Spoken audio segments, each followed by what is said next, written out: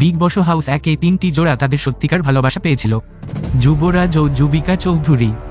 Big বস season 1-এ Prince ও যুবিকা চৌধুরী প্রথমবার সেখানে মিলেন। এরপর প্রিন্স ও যুবিকা একে অপরকে ভালোবাসতে শুরু করলেন। এরপর উভয়ই বিয়ে করে এবং এখন তাদের জীবন খুব ভালো চলছে। 2. শাহনাজ গিল ও সিদ্ধার্থ শুক্লা। বিগ বস সিজন 13-এ শাহনাজ গিল ও সিদ্ধার্থ শুক্লা একে অপরকে ভালোবাসে মনে করেছিলেন।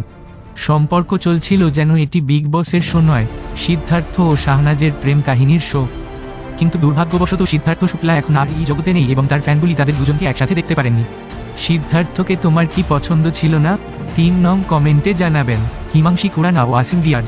বিগ বস সিজন 13-য় হিমাংশী খুরানা ও আসিম রিয়াজও একটি কাপল ছিল।